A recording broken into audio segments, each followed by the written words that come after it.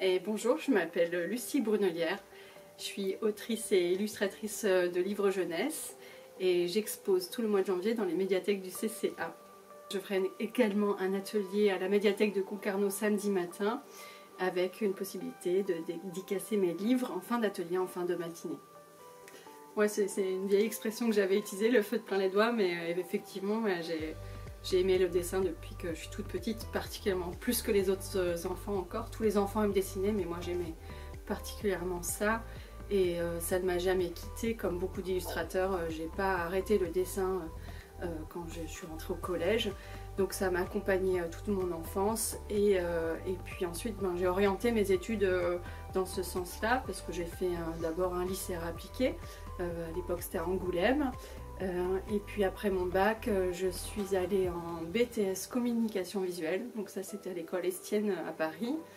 Et puis après ce BTS, je suis rentrée en équivalence aux arts décoratifs de Strasbourg, où j'étais diplômée en 2003. Donc voilà, ça fait 17 ans maintenant que j'exerce ce métier.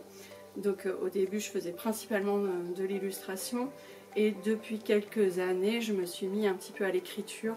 J'ai un petit peu décomplexé cette partie et j'ai mes idées que j'ai envie d'illustrer dans mes propres albums. Alors c'est un peu difficile de décrire ça. En tout cas c'est vrai que j'ai un plaisir à dessiner particulièrement la nature, que ce soit les animaux ou la végétation. Je préfère ça plutôt que de dessiner des scènes d'intérieur par exemple. Donc je sais pas trop d'où ça me vient, je réfléchis pas trop à tout ça spécialement, mais en tout cas j'oriente mes projets dans cette direction. J'ai aussi beaucoup de propositions qui viennent à moi, donc je trie en fonction de ce qui m'intéresse. Et puis après bon, je m'appuie beaucoup sur de la documentation, je regarde des films, voilà, parce que quand il s'agit de dessiner un livre sur l'océan ou sur la jungle, enfin, je m'appuie sur vraiment de la réalité, donc j'ai besoin de choses concrètes. Et puis voilà, pour le reste, toute la partie créative, c'est pas quelque chose auquel je réfléchis énormément. Maintenant j'ai de l'expérience, donc j'ai certains mécanismes, mais c'est vrai que dans mon parcours, j'ai dû parfois remettre en question mon style et me poser des questions, adapter mes couleurs. Donc de temps en temps, on a des étapes comme ça dans son parcours où on cherche de nouvelles possibilités, voilà, pour aussi pas s'essouffler, puis ne pas s'ennuyer. Donc voilà, ça se fait un peu naturellement au fil du temps. Alors bon, j'ai une journée assez normale, parce que j'ai des enfants et tout ça, donc c'est rythmé par l'école et tout. Mais en tout cas, quand je réalise un projet, effectivement, il y a beaucoup de livres que j'ai fait en numérique, mais le dernier, je l'ai fait au feutre, par exemple. Et à savoir qu'au début, moi, j'ai commencé à la peinture, je faisais des dessins à l'acrylique qui sont assez différents d'aujourd'hui. Donc, si vous êtes un peu curieux, même si j'ai pas trop envie que vous le fassiez, vous pouvez trouver un peu des illustrations vintage que j'ai faites, mais en tout cas, ça montre l'évolution de mon travail. Et donc, oui, effectivement, au début d'un projet, je commence généralement sur papier avec un crayon. Cela dit, maintenant avec les outils numériques, notamment l'arrivée de Procreate et tout ça qui imite parfaitement la sensation du dessin sur l'écran, il y a un côté pratique à parfois dessiner sur l'écran, mais généralement je continue de dessiner, en tout cas mes dessins préparatoires sur papier que je scanne, et ensuite je décalque en quelque sorte avec les outils numériques sur Photoshop principalement toute ma partie couleur. Donc c'est évidemment la partie qui prend le plus de temps. Le dernier livre par contre était réalisé au feutre, c'est Trésor de collectionneur, et ça c'est un petit peu encouragé par mon éditrice qui connaissait mon travail personnel au feutre, des dessins de vacances que je pouvais faire, où toutes mes dédicaces sont faites au feutre, et donc j'ai toujours bien aimé les utiliser, et donc elle m'a encouragée à utiliser cette technique pour un livre. Donc ça s'est fait. Au début j'étais pas forcément en confiance parce que j'avais pas encore l'expérience de faire un livre en entier avec cette technique, et au final ça s'est bien passé, et j'ai pris beaucoup de plaisir, parce qu'effectivement dès qu'on retrouve le papier, la matière, c'est quand même plus agréable d'élaborer une illustration sur du concret.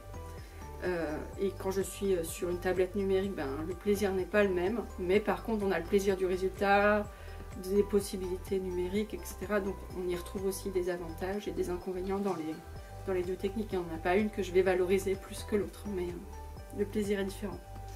Ouais, je pense que bon, globalement, tout nous inspire. Enfin, quand on fait de l'image, on peut être capté par des choses du quotidien, que ce soit effectivement au cinéma ou dans la vie quotidienne, des couleurs dans le ciel ou je ne sais quoi. Bon, ça paraît un peu poétique comme ça.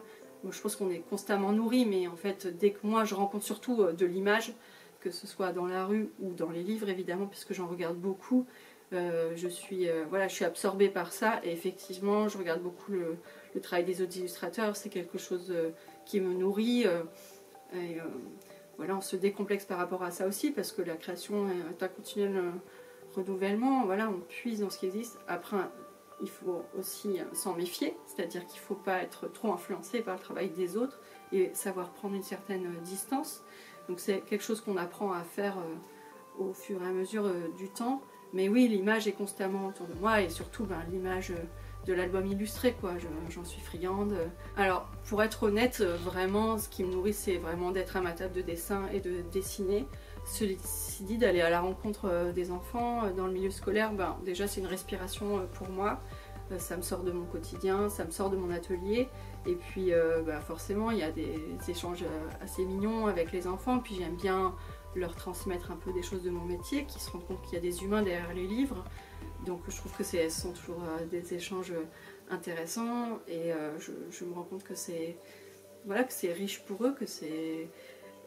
voilà, en tout cas j'aime bien ça, mais je pourrais pas faire ça tout le temps. Je suis quand même faite pour être dans une forme de solitude créative. C'est quand même ça qui fait mon identité et je pense celle de beaucoup d'illustrateurs, quoi.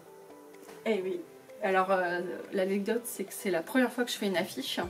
J'ai été invitée à pas mal de salons, mais j'ai jamais eu l'occasion de faire une affiche, donc j'étais ravie de faire ma première affiche. C'est un exercice différent, donc voilà, il faut le penser. Moi je l'ai pensé comme quelque chose, je m'étais dit, bon, une affiche, j'aime bien la penser en faire une image que j'aimerais afficher moi-même chez moi, donc en faire quelque chose d'assez décoratif en fait. Je trouve que c'est ça que j'avais envie de faire.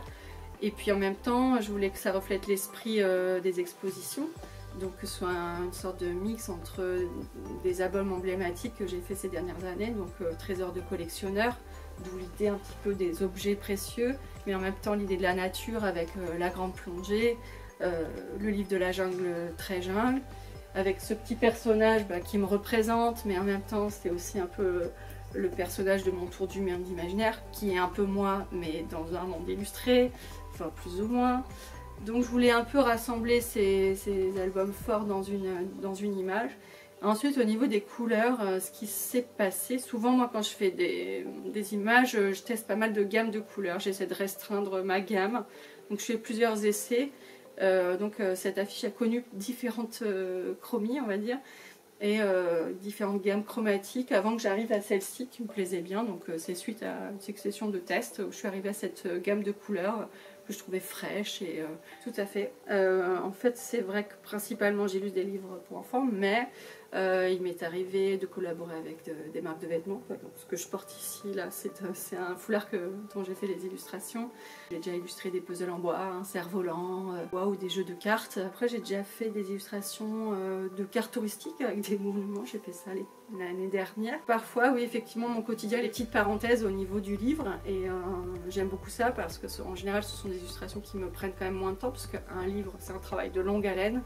Alors que ces petites commandes qu'on me fait, c'est un temps de réalisation plus court, donc c'est rafraîchissant. Je suis en train de travailler sur un album qui aborderait la thématique des fleurs. Les fleurs, voilà, donc ce serait l'occasion, donc avec toujours un récit, un fil conducteur qui permettrait aux enfants d'identifier les fleurs sauvages, même pas les fleurs des jardins et les fleurs sauvages. Donc j'ai ce projet-là. J'ai un projet un petit peu, j'en dis pas trop, mais en gros c'est sur les dinosaures. Voilà, toujours avec le récit, une petite pointe un peu documentaire parce que je m'appuie toujours sur le réel quand même. Et puis j'ai un autre projet pour les tout petits, vraiment pour les bébés, pour aider, ça intéresse les parents, à l'endormissement, à accompagner le bébé vers le sommeil. Voilà, j'avais une petite idée et normalement ça devrait être édité parce que mon éditeur est intéressé par ce projet-là. Donc j'en dis pas plus parce que pour l'instant ce n'est pas encore assez avancé, quoi.